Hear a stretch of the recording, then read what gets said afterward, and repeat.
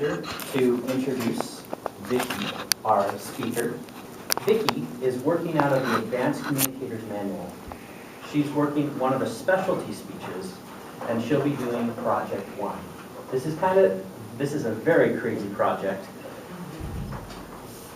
What has to happen is Vicki needs to submit multiple ephemera to Julie, the evaluator. She has to have a couple different ideas of what the topic is going to be. She has to submit 5 to the evaluator, Julie, and Julie has to randomly choose one. So, Julie has chosen Disneyland. Please put your hands together for Vicki Chapman.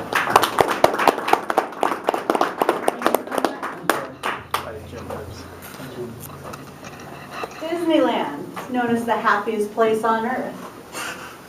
But it seems like that's for the West Coast, if you live on the West Coast. If you live on the East Coast, everybody seems to go to the Magic Kingdom and go down there. But I grew up on the West Coast, and so I am very familiar with Disneyland, having grown up in California.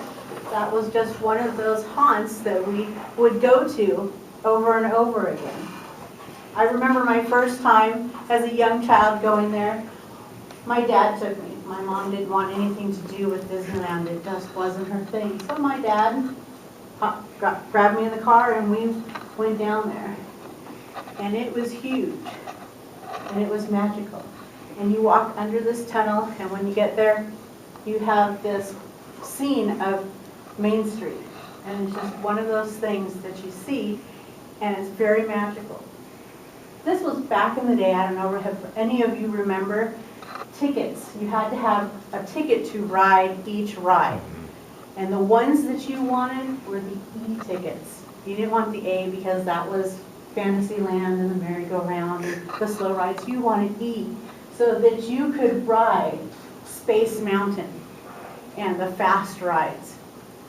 That's what I wanted. However, I think you only get one E ticket in the booklet that you get. You could buy more, but my dad, wanting to save pennies, bought us each one book, and we got the E ride of Space Mountain. And I do remember Space Mountain. Of course, there was a long line. That's how Disneyland is.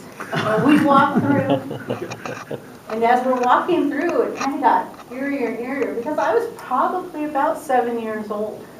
And all these sounds and lights, and I knew that this roller coaster was in the dark. And I didn't know if I wanted to be in the dark on this roller coaster, because this was going to be my first roller coaster ride. And my dad's like, it's okay, don't worry, you'll have fun. We made it up to the beginning of the line, and we went on the ride, and I survived it, and I really liked it. Roller coasters are my thing. The thing about Space Mountain is, go in the future, they had a model of it that you could look at for the 50th anniversary.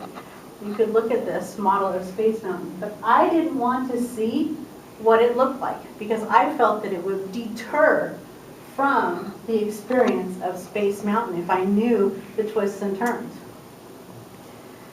Go forward a little bit.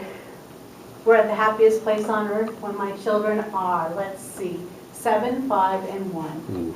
I took them, this was their first trip, and I flew them all down to California, and we went down there. I'll always remember my poor son, who was 1. This was going to be perhaps his only trip, because I didn't know if we were going to ever make it again. It's just one of those things you plan, and it's expensive, so I was going to take lots of pictures. Well, just before we went down, he got an ear infection, and he was only 1, and the doctor gave him penicillin. Turns out he was allergic to penicillin and got a rash head to toe because of it. So we took him off before we left. However, in every picture, this poor child at 1 year old is covered in this rash. But we had him with Winnie the Pooh and my 2 other sons, just in case. I took them on Space Mountain after this. Let's go back even further ahead, because we have gone several times since.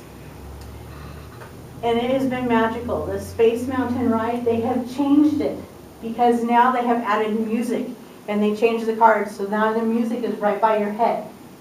And they time it to where you turn, and there's music is in sync, and you just have this wonderful ride back and forth. And so we went on this ride when we were down there several times. And when you have music, it's kind of like a dance to me. I kind of get the rhythm, and I know the counts.